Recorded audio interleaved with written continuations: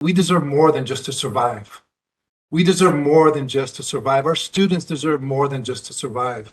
Another world is possible. So while we're focused on the now, on the moment of getting through this crisis, this pandemic, by the way, that was caused by some of the same disinvestment, not only in education, but education and healthcare and our students and the lives of our students for decades and generations that has led us to this. And so while we got to get through this, we also have to have another focus on not just surviving, but on the real world that we deserve. And so community schools are an antidote to a system that puts our needs last and the needs of our students last. Community schools, and Joe Boyd laid this out as well in the context of this kind of racist backlash that's going across the entire nation. Somewhat like 30 some odd states have now banned the teaching of curriculum that deals at all with race. And in this context, community schools are antidote because they allow us to have a curriculum that's based on the needs of our students and the needs of their history, their true history.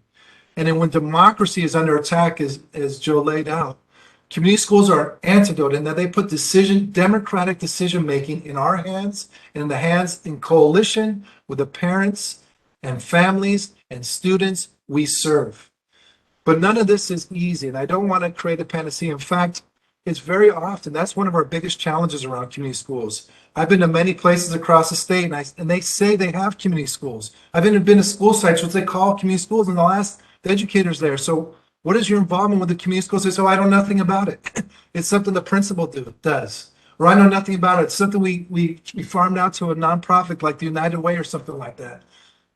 That is not community schools. And the model we are fighting for, in fact, it would be scandalous to see in the beginning of this pandemic, there was some money that went out to districts who said they had community schools. And if I read you the list of districts, you would be awestruck. Many of them are your own districts where they got $3 million to run their community schools, and almost none of them have impacted our lives. Almost none of us know anything about what's going on.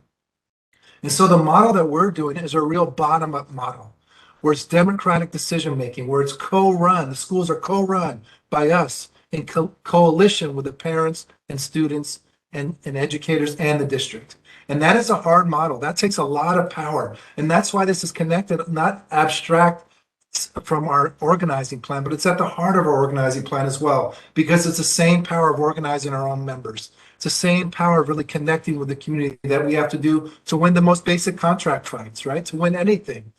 So this is a process that we're going upon, that we've been going on through a year. We have 20 locals who have been part of this.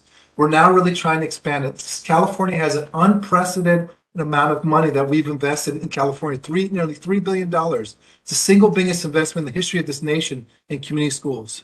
And it is a chance to get this right, or without us, if we're not engaged with this, it's going to be the same old top-down bureaucratic decision-making, and we just lost this opportunity.